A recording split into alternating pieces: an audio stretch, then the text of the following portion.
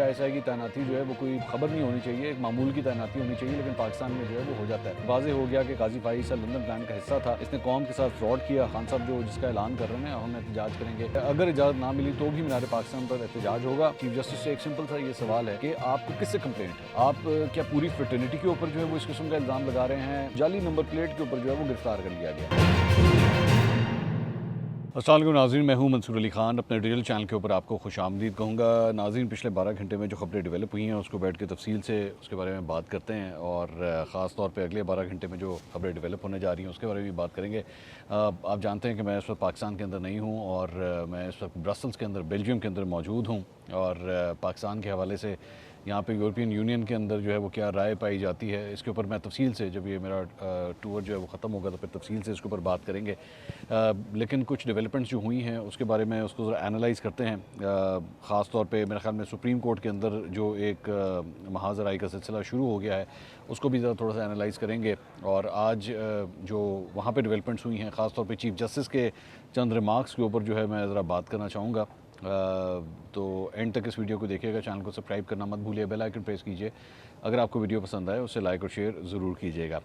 अच्छा जी, सबसे पहली जो ख़बर है वो ये है कि मुस्लिम लीग नून और पाकिस्तान पीपल्स पार्टी में यूनिवर्सिटीज़ के चांसलर्स को लेके, वाइस चांसलर्स को लेके जो एक इशू चल रहा था वो अब अगले स्टेप की जानिब जो है वो चला गया है। और मामला ये था कि गवर्नर ने जो पंजाब हुकूमत की जानिब से जो भेजे गई थी, लिस्टें भेजी गई थी वाइस चांसलर्स की तकर्री के लिए, 13 वाइस चांसलर्स की तकर्री के लिए लिस्टें जो है वो भेजी गई थी, तो गवर्नर ने जो है उसके ऊपर शदीद एतराज़ात किए थे। अब ये ख़बर आई है कि वज़ीर आला की मंजूरी से 13 में से 7 वीसीज़ की तकर्री जो है वो अब कर दी गई है, और गवर्नर की मंजूरी के बग़ैर ही जो है वो ये 7 यूनिवर्सिटीज़ के वाइस चांसलर्स को तकर्रर कर दिया गया है। और गवर्नर पंजाब ने जो सिफारिशात की थी उन्होंने मुस्तरद करते हुए कुछ एतराज़ात भी उसके ऊपर उठाए थे, लेकिन पंजाब गवर्नमेंट जो है उनका ये कहना है कि जी गवर्नर पंजाब जो है वो सिर्फ़ एक पोस्ट ऑफिस का काम कर सकते हैं, वो सिर्फ उसके ऊपर साइन कर सकते हैं, उस पर वो एतराज़ात नहीं कर सकते हैं। तो इस बुनियाद के ऊपर जो है उनको उनकी तकर्री जो है वो कर दी गई है। दूसरी जानिब वज़ीर आला हाउस के ज़राए का कहना है कि वाइस चांसलर के पैनल बनाने में शफाफियत थी, काबीना की मंजूरी के बाद वीसी की सिलेक्शन की गई है, और गवर्नर का काम सिर्फ दस्तखत करना है, समरी वापस भिजवाना नहीं है। एक इशू ये है। दूसरी जानिब जनाब, लाहौर में होने वाले जलसे में पाकिस्तान तहरीक इंसाफ के हवाले से बड़ी एक इंटरेस्टिंग खबर आई है, और वो ये है कि लाहौर में होने वाले जलसे में नाक़िद इल्ज़ामात और जलसे को जल्द ख़त्म करने पर तहरीक इंसाफ के रहनुमाओं में तल्ख़ कलामी और हाथापाई हुई है। ये डॉन ने रिपोर्ट किया है, इसे डॉन न्यूज़ ने, और अपनी ख़बर में वो कहते हैं कि जी जलसे के अखराजात और नाक़िस इल्ज़ामात पर PTI अरकान असम्बली जो है वो आपस में दस्तो गिरबान हो गए, और लाहौर के सदर इम्तियाज़ शेख और रुकन असम्बली फ़ारूक जावेद मामून के दरमियान जो है वो तल्ख़ कलामी और हाथापाई हुई, और तल्ख़ कलामी पंजाब असम्बली में अपोजिशन चेंबर में हुई है। अरकान के दरमियान झगड़ा PTI सीनियर रहनुमा फिरदौस शमीम नकवी की मौजूदगी में हुआ है, जहाँ ज़राए ने बताया कि फिरदौस शमीम नकवी की जानिब से जलसे के नाक़िद इंतज़ामात और इसे 6 बजे ख़त्म करने पर जो है वो नुक्ता उठाया गया।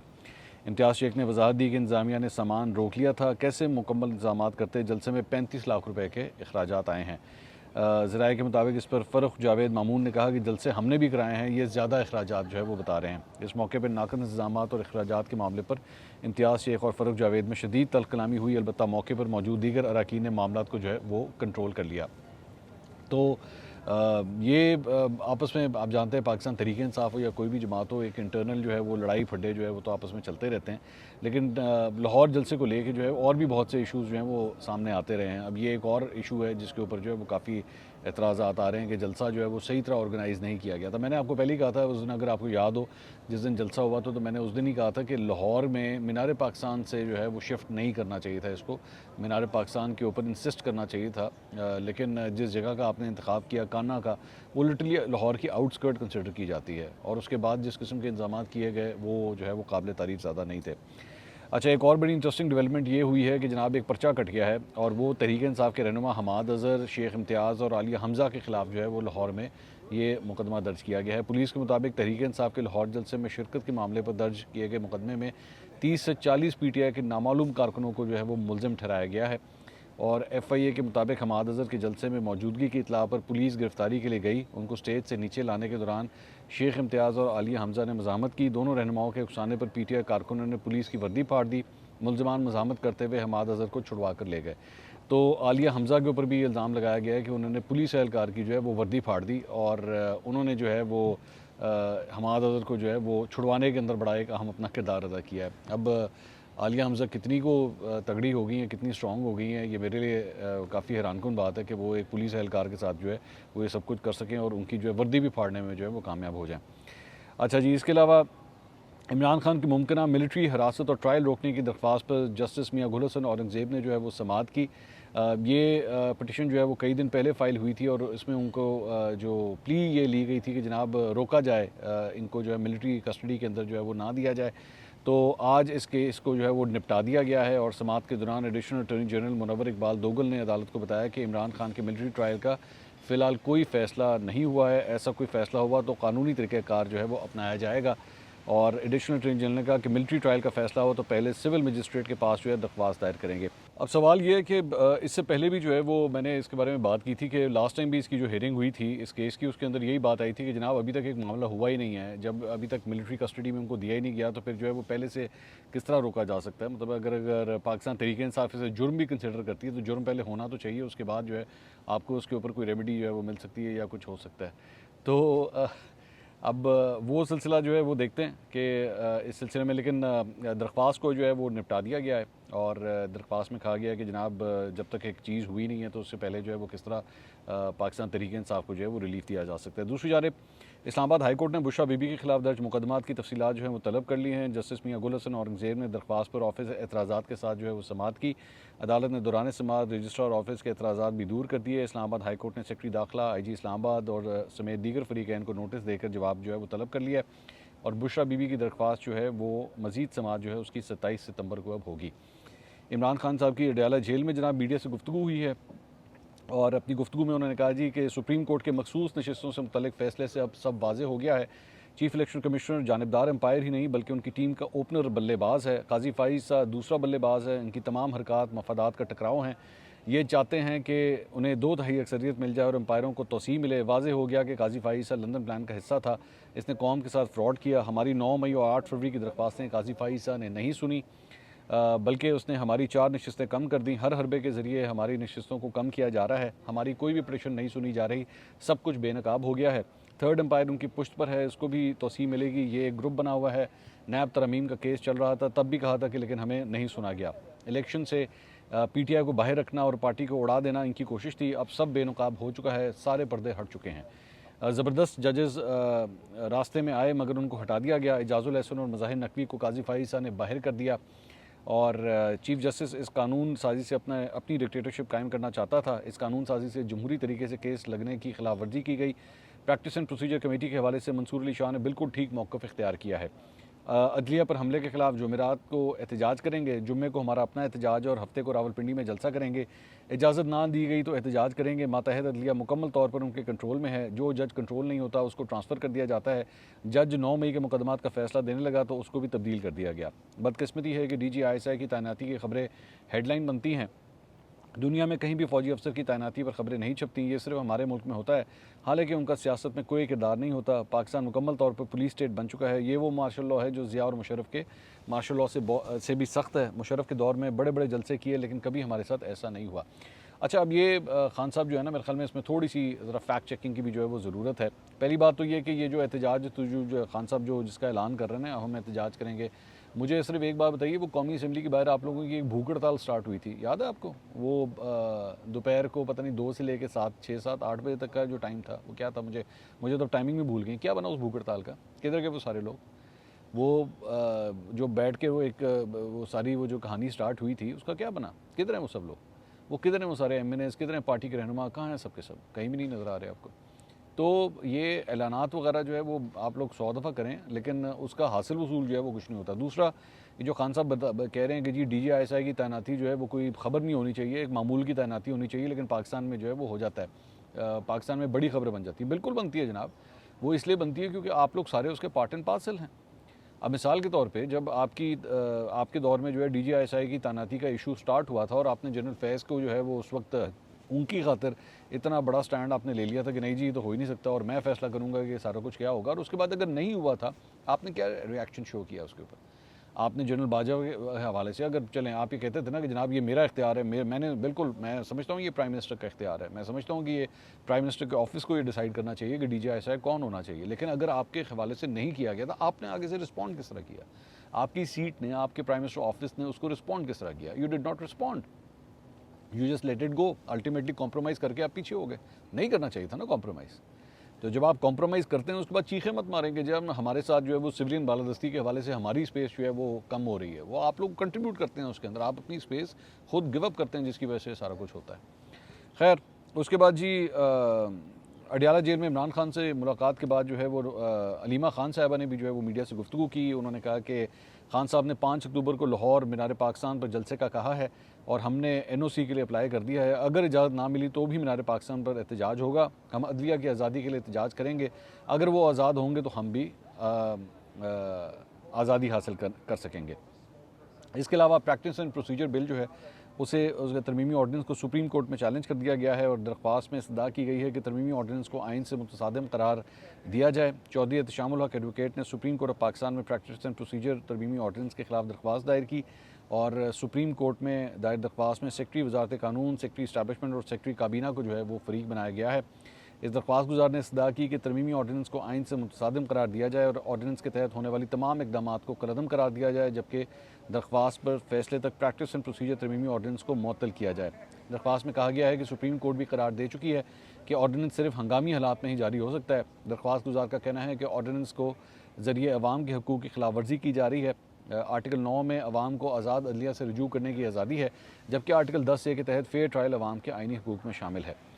इससे पहले सिंध हाई कोर्ट ने प्रैक्टिस एंड प्रोसीजर एक्ट में ऑर्डिनेंस के जरिए तरमीम के खिलाफ तहरीक इंसाफ की दरख्वास्त जो है काबिल समात होने या ना होने पर फैसला जो है वो महफूज किया था, जबकि लाहौर हाई कोर्ट में कॉज मनसूख होने के बायस ऑर्डिनेंस की समात जो है इस सिलसिले में जो केस की समात थी वो नहीं हो सकी थी। तो लाहौर हाई कोर्ट के ऊपर जो है वो वहाँ से ये डेवलपमेंट हुई है। अब देखें ये मामला जो है वो आगे कितना चलता है और किस तरह चलता है। दूसरी जानिब जनाब सुप्रीम कोर्ट ऑफ पाकिस्तान में पंजाब में इलेक्शन ट्रिब्यूनल्स की तश्कील से मुतालिक इलेक्शन कमीशन की अपील पर चीफ जस्टिस काजी फाइसा की सरबराही में 5 रुकनी लार्जर बेंच जो है उसने समात की। समात के आगाज़ पर सलमान अकरम राजा के वकील हामिद खान की जानिब से चीफ जस्टिस पर एतराज़ किया गया। उन्होंने कहा कि माय लॉर्ड, हमने एक दरख्वास्त देनी है। इस पर चीफ जस्टिस ने कहा कि आप सीनियर वकील हैं और हमारे लिए काबिल एहतराम है, पहले ऑर्डर पढ़ने दें।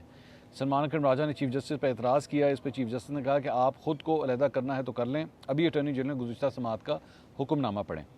इस दौरान हामिद खान ने कहा कि हमें आपके केस सुनने पर एतराज़ है। चीफ जस्टिस ने कहा कि आप बराह मेहरबानी अपनी नशिस्त पर बैठे रहें, आपको बाद में सुनेंगे। हामिद खान कमरा अदालत से चले गए। इलेक्शन कमीशन के वकील सिकंदर बशीर ने बताया कि chief justice Lahore high court ने 4 ट्रिब्यूनल्स कायम कर रखे हैं, बाकी 4 इलेक्शन कमीशन मुकर्रर करेगा। जस्टिस अकील अब्बासी ने इस्तफसार किया कि इसका मतलब है कि इलेक्शन कमीशन और chief justice Lahore high court में मामला तय पा गए हैं। तो इलेक्शन कमीशन के वकील ने कहा जी बिल्कुल, क्योंकि कानून बदल गया था इसलिए अब नए 4 ट्रिब्यूनल्स इलेक्शन कमीशन मुकर्रर करेगा। चीफ जस्टिस ने रिमार्क दिया कि पार्लियामेंट की मुद्दत 5 साल है जो बढ़ नहीं सकती। स्टे ऑर्डर वाले केसेस भी सुप्रीम कोर्ट में आते हैं। जो मामला अदालत के नहीं हैं उन्हें आपस में हल करें। एक दरख्वास्त करके थक गया हूँ लेकिन किसी ने जहमत नहीं की। आइन को देखें, आइन क्या कहता है। आइन की किताब है लेकिन आइन को कोई पढ़ना गवारा नहीं करता। जस्टिस जमाल मंदखेल ने कहा कि हाई कोर्ट के चीफ जस्टिस कोई मामूली इंसान तो नहीं है। इलेक्शन कमीशन और हाई कोर्ट्स दोनों इदारों के लिए इज़्ज़त है। ट्रिब्यूनल में जजेस की तैनाती पर पसंद नापसंद की बात अब ख़त्म होनी चाहिए। जस्टिस काजी फाइसा ने कहा कि ट्रिब्यूनल्स की तादाद का इन्हिसार केसेस पर है। केसेस को देखते हुए जजेस की तादाद पर फैसला करें। अगर जजेस की तादाद केसेस को देखते हुए कम हुई तो गैर मुनसिफाना होगा। मुझे नहीं मालूम बलूचिस्तान या पंजाब में कितने केसेस ज़ेर इल्तवा हैं। इस केस के दौरान जो है वो ये भी रिपोर्ट हुआ कि चीफ जस्टिस ने जो है वो चंद सहाफ़ियों के हवाले से, यूट्यूबर्स या रिपोर्टर्स के हवाले से कहा कि जनाब ये डॉलर के जो हैं वो लालची हैं और ये फिर डॉलर के लिए जो है वो ये ख़बरें चलाते हैं। मैं ये पहले भी चीफ जस्टिस जो है वो इस किस्म के रिमार्क्स बाजी के अंदर दे चुके हैं। मुझे अफसोस होता है कि when I hear such a remark from them and the reason I will tell you what's the reason. अभी पिछले दिनों अली अमीन गंडापुर ने भी जो है वो बिल्कुल इस किस्म के रिमार्क्स दिए थे और मैंने उसकी भी शदीद अल्फाज में मजम्मत की थी। मेरा चीफ जस्टिस से एक सिंपल सा ये सवाल है कि आपको किससे कंप्लेंट है? आप क्या पूरी फ्रेटर्निटी के ऊपर जो है वो इस किस्म का इल्ज़ाम लगा रहे हैं? अगर आपको किसी पे एतराज़ है या आपको लग रहा है कि कोई अनफेयर रिपोर्टिंग कर रहा है या मिस रिपोर्टिंग कर रहा है या झूठ बोल रहा है, बराए मेहरबानी नेम देम। लेकिन ये इस तरह की ये जो आप एक जेनरिक किस्म की गुफ्तगू कर देते हैं या आप स्वीपिंग स्टेटमेंट दे देते हैं, I am sorry but as a journalist I am offended. You can't do that. अगर अली अमीन गंडापुर नहीं कर सकता तो आप भी नहीं कर सकते। और आई एम सरप्राइज, मैं I want to say this, I want to register my protest कि जो सहाफ़ी वहाँ पे मौजूद हैं वो चीफ जस्टिस के हवाले से इस बात को प्रोटेस्ट क्यों नहीं कर रहे? क्या आप इस किस्म का रिमार्क नहीं दे सकते आप कि जी चंद लोग जो हैं, वो कौन चंद लोग हैं? बताइए ना, कौन चंद लोग हैं? किसने आपको मिस रिपोर्ट किया है, मिस कोट किया है, या आपके ऊपर नुक्ताचीनी गलत की है? बताइए। और आपका हक है, मैं आपके हक की भी जो है वो पूरी तरह इज्जत करता हूँ कि अगर आपके बारे में कोई गलत खबर फैलाई जाए तो बिल्कुल आपको उसके अगेंस्ट एक्शन लेना चाहिए, but you need to be very careful about the sort of words that you choose for the journalist community. और अगर कोई आपको किसी के हवाले से एतराज़ है, next time please do take names. हमें कोई एतराज़ नहीं, हमें इस पर कोई प्रॉब्लम नहीं अगर आप नाम लें तो। मैं दीगर सियासतदानों के हवाले से भी कहता हूँ, आप ज़रा नाम लेना, आप किसी के ऊपर ज़रा नाम लेके कहें कि हाँ जनाब वो जो है वो कहीं से पैसे लेता है या वो लिफाफा है या whatever you want to say it, ताकि फिर उसके पास भी तो राइट हो ना कि वो बैठ के उसको लीगली चैलेंज कर सके। लेकिन but when you brand someone like that, आप बेसिकली पूरी कम्युनिटी को जो है वो एक ही तरह हाँक देते हैं। ये नहीं हो सकता। This can not be done, and I do not expect such a thing from the sitting chief justice of Pakistan कि वो इस किस्म की कम अज़ कम ये बात करें। इसके अलावा जनाब मखसूस नशस्तों के हवाले से तफसीली फ़ैसले पर इलेक्शन कमीशन ने एक दफ़ा फिर जनाब ये कहा जा रहा है कि मखसूस सुप्रीम कोर्ट से रजू करने का फ़ैसला किया है। ज़राए के मुताबिक मखसूस नशस्तों के हवाले से तफसीली फ़ैसले पर इलेक्शन कमीशन की जानिब से मुतफर्रिक दरख्वास्त दायर करने पर गौर किया जा रहा है। इससे कबल सुप्रीम कोर्ट के 12 जुलाई के अबूरी फ़ैसले के खिलाफ इलेक्शन कमीशन के साथ मुस्लिम लीग नून और पीपल्स पार्टी की जानिब से 3 नज़रसानी दरख्वास्तें पहले ही सुप्रीम कोर्ट में दायर हो चुकी हैं। इसके अलावा तहरीक इंसाफ ऑफिशियल से जनाब चीफ इलेक्शन कमिश्नर और मेंबर्स की इलेक्शन कमीशन के मेंबर्स की तस्वीर लगा के जो है वो बड़ी ख़तरनाक चीज़ जो है वो ट्वीट हुई, और इसमें लिखा हुआ है जी पाकिस्तान में आइन को इतनी बार पामाल किया गया है कि उसकी तो कोई अहमियत ही नहीं है, लेकिन इसके साथ साथ असल नुकसान अखलाकियात को पहुँचाया गया है। आप सोचें कि जो इलेक्शन कमीशन के अरकान हैं ये अपने हल्का अरबाब में किस मुँह से अपने इकदाम का दिफा करते हैं। उसके बाद एक और तस्वीर लगाई गई और उसके अंदर जो है वो चीफ इलेक्शन कमिश्नर की तस्वीर के साथ फांसी का फंदा जो है वो दिखाया गया। दिस इज़ एब्सोल्युटली मतलब stupid to do such a thing. आपको चीफ इलेक्शन कमिश्नर पे एतराज़ हो सकता है, कुछ भी हो सकता है, लेकिन आप इस किस्म की तस्वीरें जब आप सोशल मीडिया के ऊपर डालेंगे और एतराज़ करेंगे तो खुदा के लिए आपको आइडिया है कि आप उनकी जान को कितने ख़तरे में डाल रहे हैं। आपको कोई बेवकूफ़ किस्म का कोई फॉलोअर जो है वो कोई इस किस्म की कोई अगर हरकत कर बैठा तो कि जी हाँ जी ठीक है, मेरी पार्टी तो कहती है कि जी इनको फांसी के फंदे पे जो है वो चढ़ा देना चाहिए, तो फिर आपको पता है कि वो क्या कर सकता है। इस मुल्क में आप जानते हैं कि एक्सट्रीमिस्ट व्यूज़ रखने वाले कितने लोग मौजूद हैं। तो फॉर गॉड से डोंट पुट योर मतलब पीपल इन डेंजर। कोई खुदा न खास्ता कोई बात हो सकती है, इस किस्म की हरकतें नहीं करनी चाहिए। इसके अलावा जनाब एक और बड़ा एस्टॉनिशिंग किस्म का एक इंसिडेंट हुआ है। एक ये कोई टिक टॉकर है, मैं इतना नहीं जानता इसको, लेकिन ये ख़बर जो है वो सामने आई कि इसने जो है वो नदीम नानी वाला मेरे ख्याल में इसका नाम बताया जाता है, इसको जनाब जाली नंबर प्लेट के ऊपर जो है वो गिरफ़्तार कर लिया गया। अब ये मामला ये है कि इसने अपनी गाड़ी के ऊपर जो है IK यानी इमरान खान 804 की जो है वो नंबर प्लेट लगाई हुई थी, और इसने इसको ट्वीट वगैरह भी टिकटॉक के ऊपर वीडियो वगैरह भी डाली, और वो बड़े उसके लाइक शाइक्स वगैरह। सारी बात है PTI सपोर्टर्स के लिए बड़ी वो अट्रैक्टिव चीज़ थी कि जनाब देखें अपनी गाड़ी का नंबर जो है वो IK 804 जो है वो लिखा हुआ है, और वो तरह तरह की बातें शुरू हो गई कि पता नहीं कितने का जो है वो नंबर जो है वो लिया गया। पंजाब के अंदर बेसिकली एक ये नया काम स्टार्ट हुआ है कि आप नंबर्स जो हैं अपनी मर्ज़ी के वो अल्फ़ाबेट्स के साथ या उसके साथ जो है वो आप नंबर अपना बना के ख़रीद भी सकते हैं। तो उसके ऊपर जो है वो इसने डाल दिया। बाद में ये पता लगा कि जनाब ने ये जो वीडियो बनाई थी ये नंबर प्लेट जाली है, ये नंबर प्लेट 2 नंबर थी। तो उसके बाद जो है अब इसको गिरफ़्तार कर लिया गया है ये जाली नंबर प्लेट लगाने का। Why would you want to do that? Why would you want to do that? मैं जानता हूँ कि पाकिस्तान के अंदर, और मैं हमेशा ये कहता हूँ कि लौंडे लपाड़ों की बहुत बड़ी तादाद है जो कि हमारे यहाँ पे जो है वो प्रो PTI या प्रो इमरान खान कंटेंट सिर्फ इसलिए बनाती है कि लाइक ज़्यादा आएंगे, शेयर ज़्यादा होंगे, कमेंट्स ज़्यादा होंगे, हमारी रीच बढ़ जाएगी, सब्सक्रिप्शन बढ़ जाएगी। आई कैन टोटली अंडरस्टैंड, मैं जानता हूँ। और हमें इनमें से कई, आप यकीन कीजिए कि कई ऐसे भी हैं जो हमें प्राइवेट सेटिंग्स में मिलते हैं तो मुँह से कहते हैं कि हाँ जी हम ये सारा कुछ सिर्फ इसलिए करते हैं कि हमारे पास जो है ना वो नंबर्स हमारे पास ज़्यादा बेहतर हैं। But this is quite stupid to actually do such a thing. इसके अलावा जनाब एक और ख़बर जो है वो ये है कि फ़याज़ुल हसन चौहान साहब ने जो है उनका एक बयान सामने आया है, ABC उर्दू ने जो है वो ये शेयर किया है। उन्होंने कहा कि जी मेरा जो है वो अकाउंट ब्लॉक हो गया है, और PTI ने मेरा अकाउंट जो है वो ब्लॉक करवाया है। मेरा ख्याल में शायद ये उसका टिकटॉक अकाउंट की शायद बात कर रहे होंगे, उसके बारे में वो कह रहे हैं कि जी उसको रिपोर्ट करके जो है उसको बंद करवा दिया गया। तो पीटीआई के रूपोश रहनुमा ज़ुबैर खान न्याजी ने इसके ऊपर जो है वो रिप्लाई किया कि तू ज़रा मार्शल लॉ ख़त्म होने दें, तेरी ज़बान समेत हर चीज़ ब्लॉक कर देनी है। खैर हम ये अल्फाज का जो इस्तेमाल है मेरे ख्याल में इसको अवॉइड करना चाहिए था, लेकिन क्या कर सकते हैं आजकल जो इतनी एक्सट्रीमिस्ट किस्म की एक दूसरे के हवाले से जो राय साजी हो रही है कि मैं इस पर क्या मज़ीद कमेंट करूँ। खैर अब तक के लिए इतना ही, अगली वीडियो में आपसे दोबारा मुलाकात होगी। अल्लाह हाफ़िज़।